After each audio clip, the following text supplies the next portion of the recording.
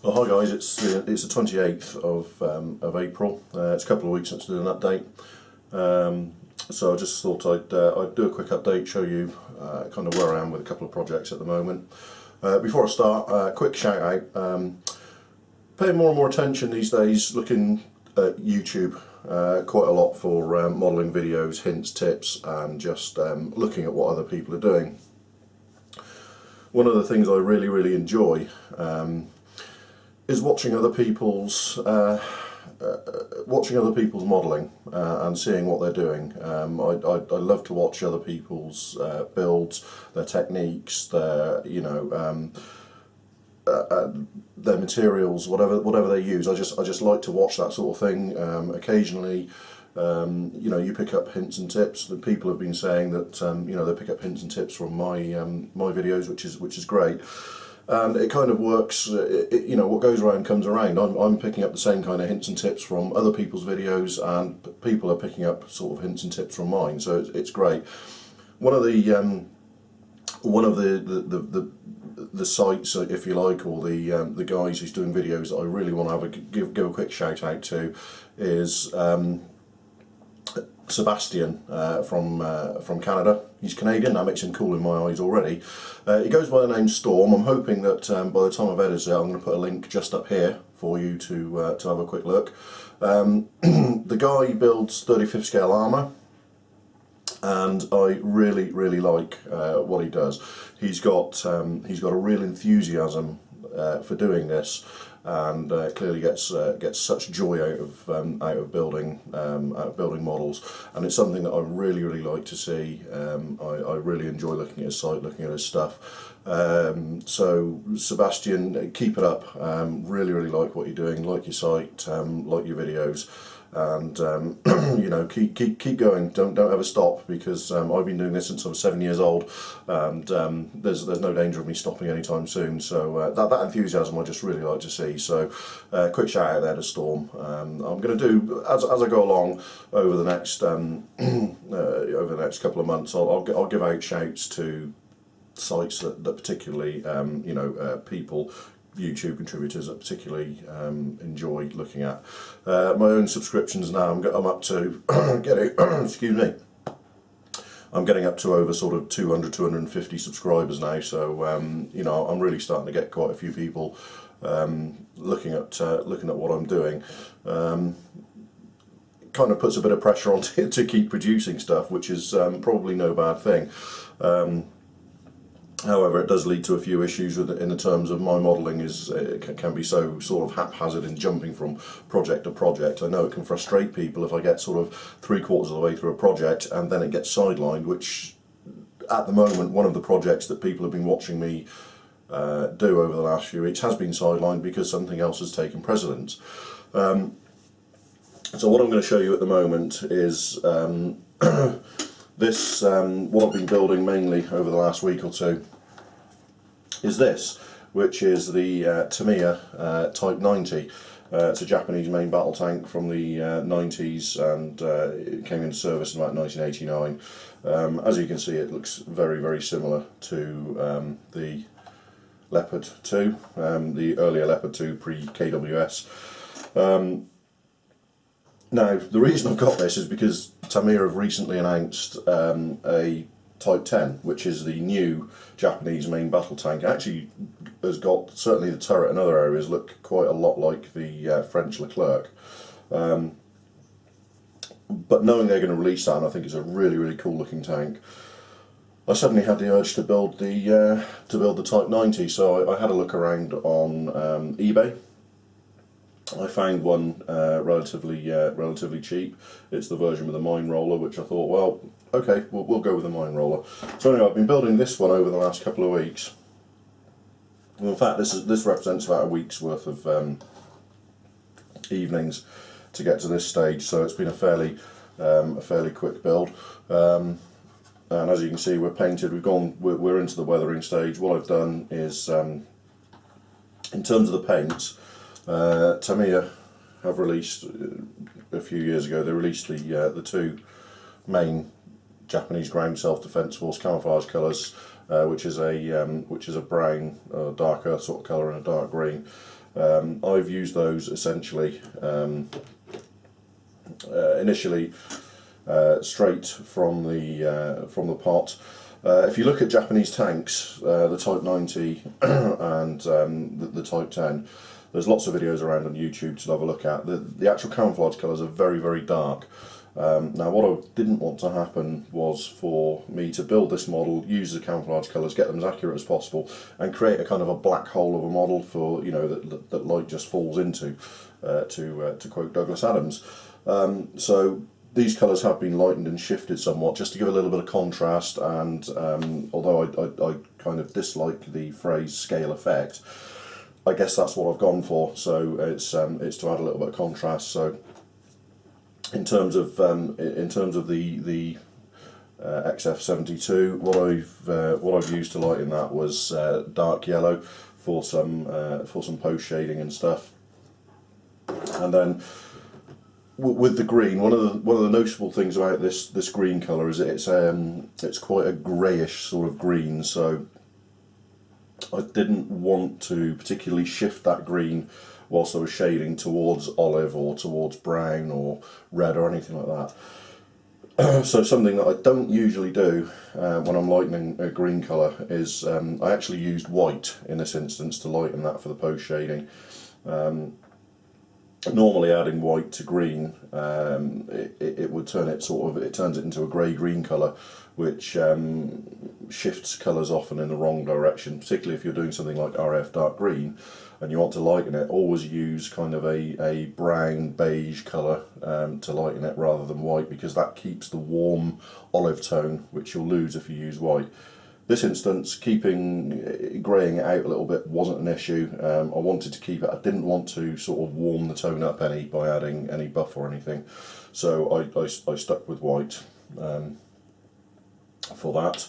The other thing I do when I'm spraying is add probably about 20% of X22 clear to the colour cup while I'm mixing. And that turns it slightly sort of satin. So yeah, there we are. So there's been quite a bit of pre-shading. Hope you can see some of the. You're not going to see there because I've moved it too far. But some of the panels and stuff, some of the hatches on the rear decking, the filler caps and stuff, I've touched in with a lighter colour. Now, quite a lot of people would use a paintbrush for this, but I've found that if I thin the colour back, I can use my airbrush, and you can actually get in there really quite precisely with thinned colour to just spray in these panels. So they look actually quite precisely done, even though they've been freehand airbrushed. The tracks, they've been given a coat of dark earth, a good wash with. Let's have a look. AK Interactive's track wash, which was thinned down a fair bit more, and then given a wash with that. And then I masked out for the centre part of the inside of the track where the road wheels and guide horn, the road wheels are contacting the guide horns are. And then what I've done is I've scrubbed AK Interactive's dark steel pigment into those areas. And I don't think you can really,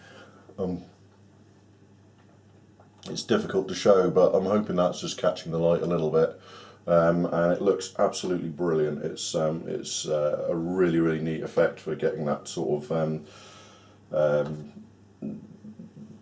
steel exposed metal sort of effect.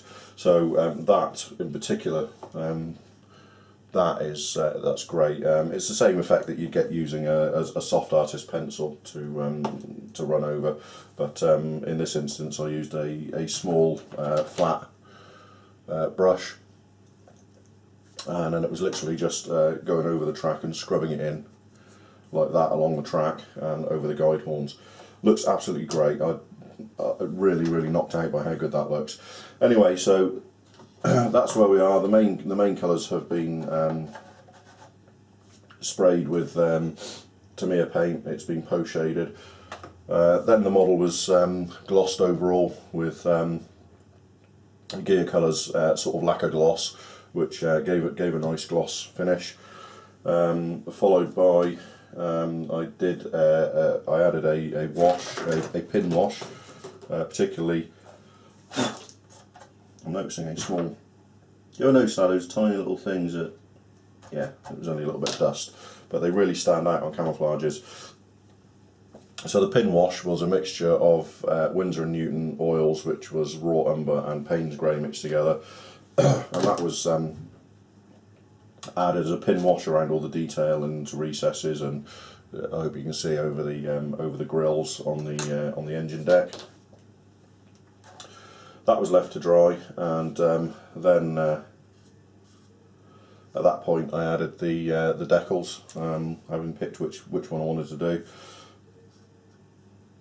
Given another quote, once the decals were dry, another light coat of gear gloss over the decals to seal them in.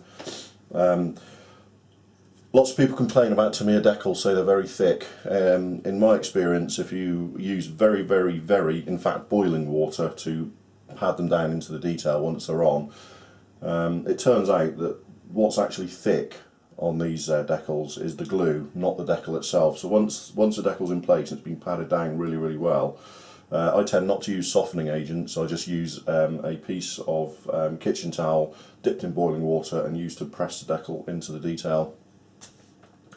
They actually turn out to be really, really thin and unobtrusive.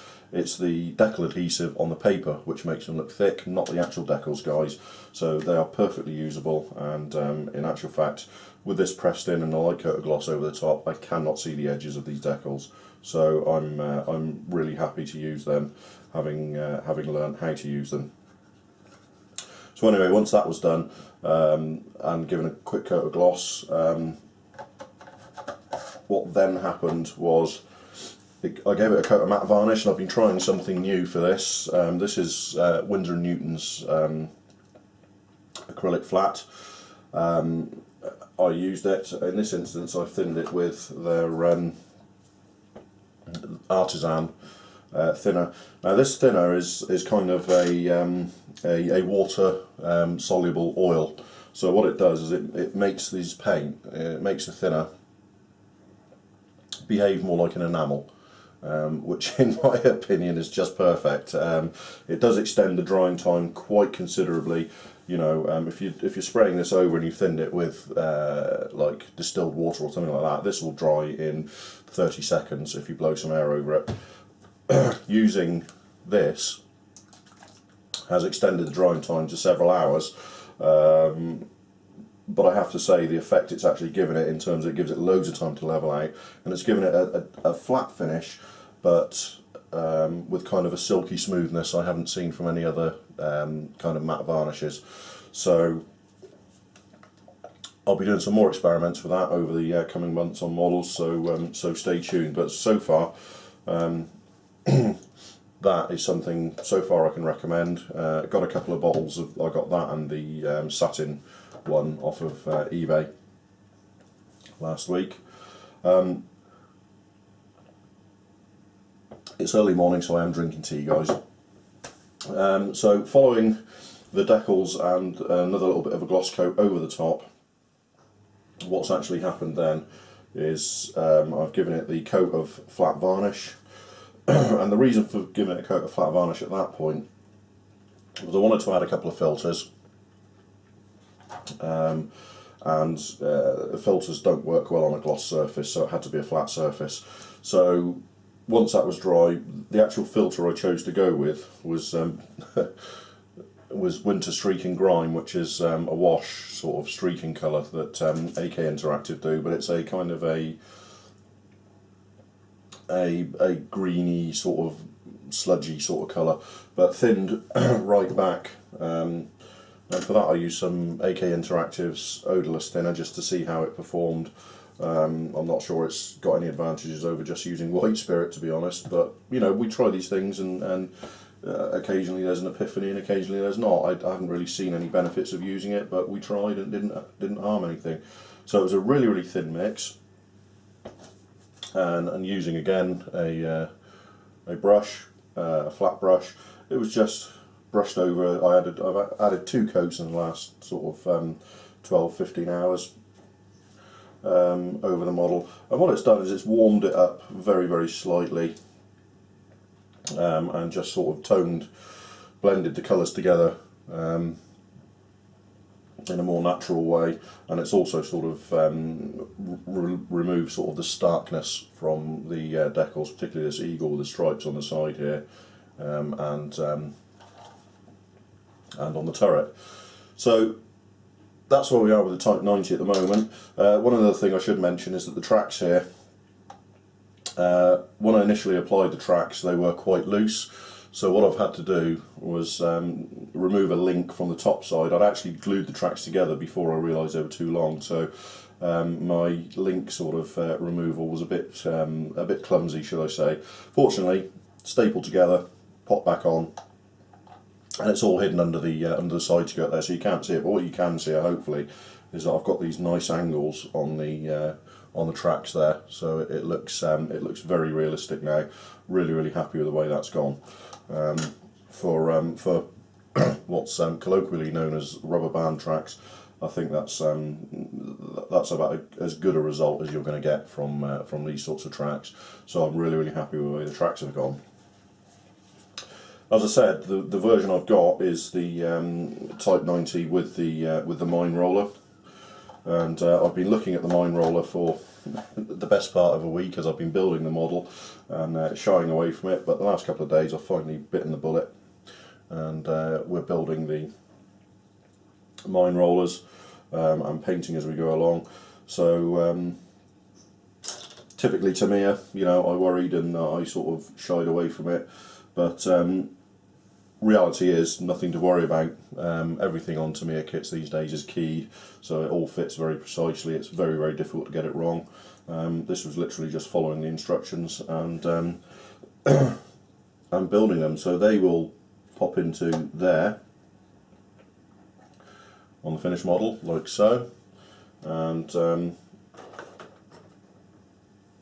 here's the actual roller assemblies themselves built up. Again, looks quite complicated, but everything was completely keyed and was remarkably easy to do. So the mine rollers themselves will sit under there, like so, and I've got to add some chains and stuff to it, but that's how it's going to look. So it's going to extend the length of the model by 30 or 40%. I'm actually looking at putting this model on a base when it's done. But anyway, that's where we are with the Type 90. I'm kind of really happy with the way this is going at the moment. It's looking like one of the better AFVs I've done, using some new techniques, some different techniques, trying out some different materials, which is always a bit of a risk, but in this instance I think for the most part it's paid off. So yeah, that's a Type 90. So hopefully, as we go along, some other details to add, some other bits to paint.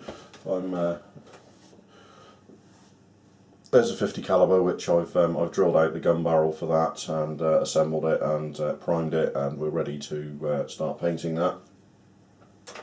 So like I say, I've sort of broken it down quite a lot. Some of the assemblies aren't on there. I've tried the you know, some modelers like to build an AFV more or less complete and then start painting it. I've tried that and I just can't get on with it. So this kit was built, the lower hull and running gear was built complete and painted before adding the upper sort of hull and continuing with the build. So all that was painted and that was just masked off prior to spraying the main camouflage on, so I didn't affect any of the running gear I'd already dealt with. It's a way that suits me more than I've seen some awesome results from building an entire AFV and then starting to paint it, but I just I find it too fiddly to do it that way.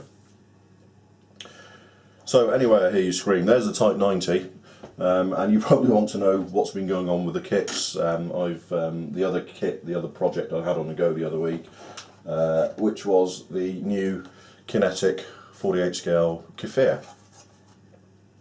Well, as you can see, it's built, it's all together. I'm doing some minor work on the cockpit combing and the head-up display and interior. It's been primed, and there's some rescribing being done along certainly the port wing route here needed a little bit of rescribing. But